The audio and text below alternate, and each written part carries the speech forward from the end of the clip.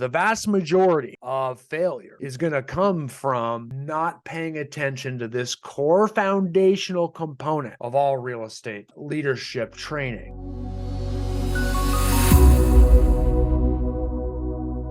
Hi, it's Brian Eisenhower, and welcome to the show today. I'm really excited about today because today I want to talk about what should be the very foundational core component of any real estate leadership program, really any business leadership program for that matter too. As many of you know, at Eisenhower Coaching and Consulting, we train many of the industry's, highest performing and producing real estate team leaders, broker owners, the leaders of national brands and national brokerages across the country.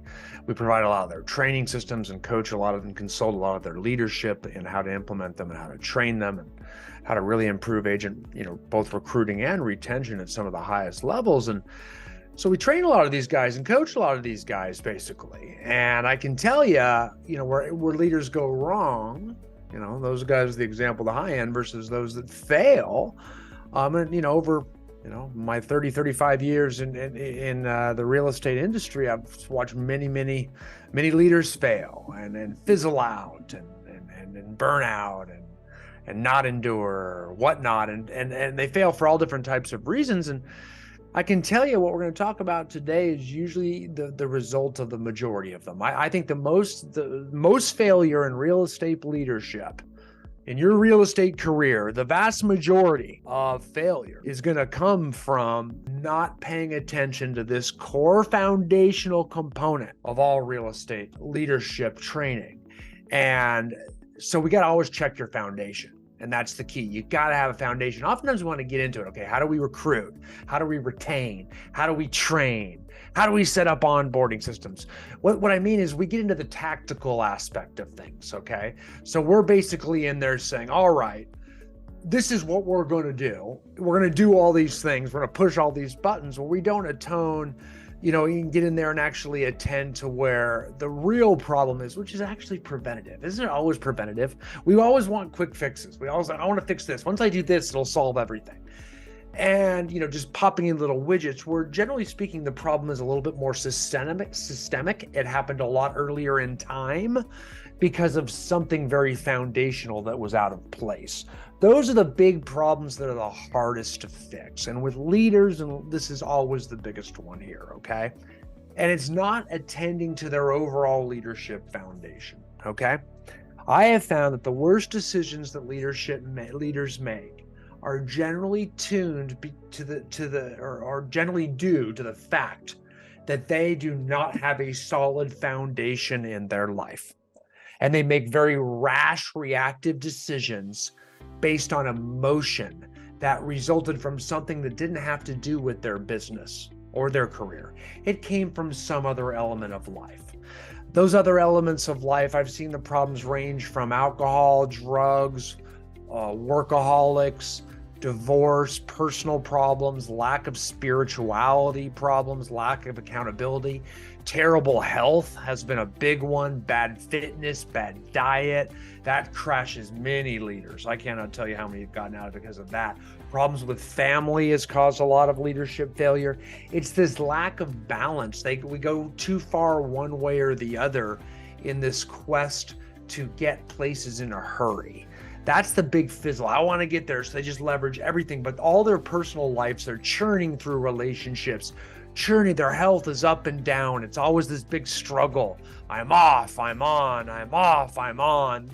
You see these people, right? Over and over again, putting out there how they're on this fitness journey or this, and then you watch them fail and you see they're back at it and they're, maybe out of shape again and going for it again. Well, it's because the foundation's out of place. It's just we're working off of motivation, and there's no system for your actual overall life. We're putting systems in place for our business, but there's no system for your overall life.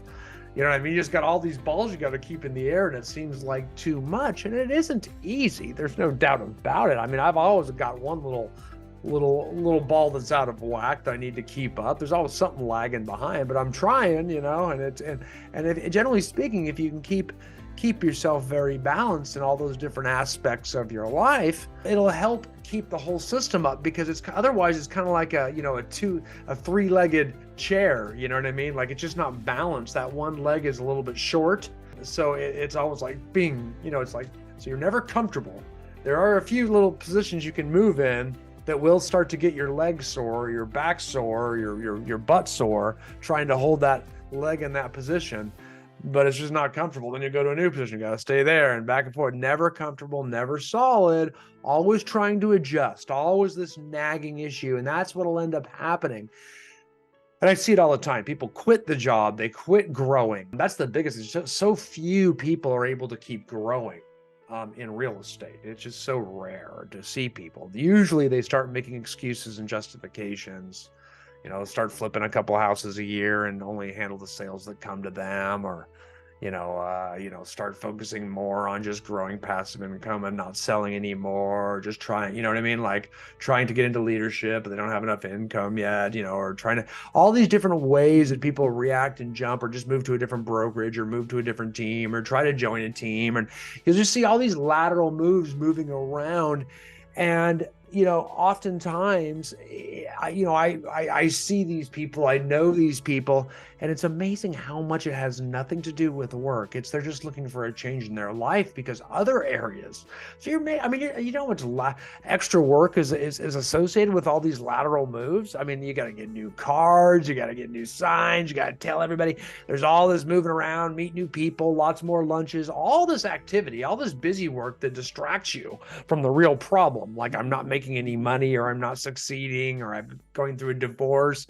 But none of it generates more income for you in business. None of it creates business growth for you, either more income or more free time. It's really just distracting lateral movement that's not productive at all. That's why we as coaches and consultants don't like it. And that's why we like to try to keep clients balanced, because without it, we don't get rational decisions. We get emotional decisions. Good decisions come from leaders that keep a life balance in all aspects of their life. That's where they come from. And let me kind of give you a visual as to what that looks like. Here's a life balance wheel, and this kind of lines out all the avenues of spirituality. And I start at the top. For those of you that are listening and can't see it, that's no problem here, because there's just a few. We got spirituality, we got health, we got your career, your work, wherever you work, your social aspects like friends, community, the environment, growth and development. That's real important for you. You got to be learning. And oftentimes you don't rely on your job to always do that for you. Like, I mean, you got to kind of seek that stuff out yourself, man.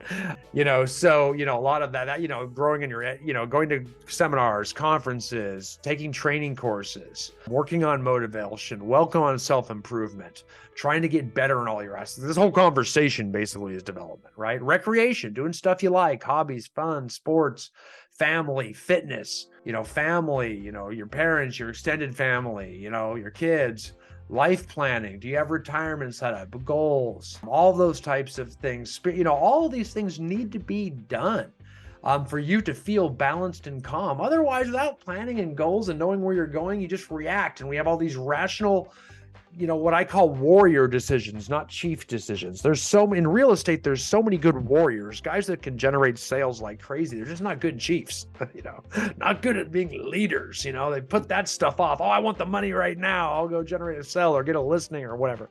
But as far as planning and systems, anything that involves that, I get that, and that's fair. But that's where we come in, right? So, we got to do that too. So we got to build all that stuff out. Spirituality is big too, guys. We got to have different, you got to have some sort of spiritual aspect of your life. Got to have health. You got to have nutrition. All those things create better, stronger leaders. You don't really see a lot of anymore in these day and age. Turn on CNBC or Fox Business. You'll see the CEOs of all these large companies, man. They aren't out of shape. They aren't fat. They aren't alcoholics. These are fit, people. Why? Because that's what it takes. You're in a competitive capitalist environment. Sometimes for you to go to those levels, you're going to have to stay balanced. Otherwise, it's time to quit on the growth at some point, make a bunch of excuses why you didn't want to do it anyway. And it'll really because of one of your limitations, because your life's a little bit out of balance, right? See it all the time. So that's our life balance wheel we use with all our clients and all of our leadership coaching programs and training programs as well too, because it's really important. If you're going to set goals and stuff, man, get your ego out of the way. Check what you got to do and what you got to attend to in your whole life, because typically you got a lot of obligations there too.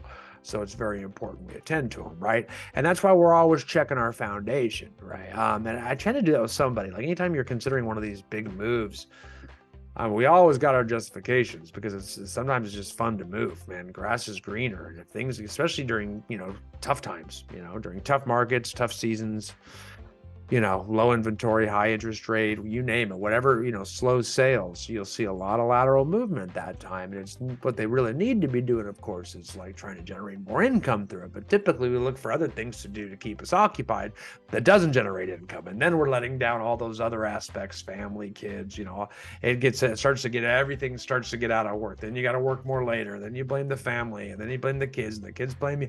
All of a sudden, everything starts to go out of whack. So before we start making lateral moves, it's really good to sit down with someone who's objective, who can sit down and take a look at this and say, hey, man, are you sure you're just not squirming over here and that's causing this and that? Because oftentimes one thing gets out of balance, it causes bad decisions in the other areas of your life. And I cannot tell you how other areas of life have hurt people's careers. It's probably the biggest reasons people either change or quit in the real estate industry. It really has nothing to do with real estate. They make an emotional move based on something that's happened in their life, and then they justify it with something that sounds logical that's real estate industry related. You got to really know this person to know the truth, and you're going to see that happens more often than not, believe it or not. So always check your foundation, get someone objective to check about it, and make sure you're not just acting out of temporary emotion. We want to make sure this is objectively what you should be doing, of course. Okay. All right, guys, thanks a lot. I hope you enjoyed this. Keep it balanced. Keep your leadership development growing. Feel free to go to eisenhowercoaching.com. Check us out if you want to check out any of these programs. You want to check out our broker owner consulting, our team leader consulting, our broker trading course, or any of our speaking and training leadership seminar and workshop events. All right, guys, thank you guys so much. Can't wait to see you on the next episode.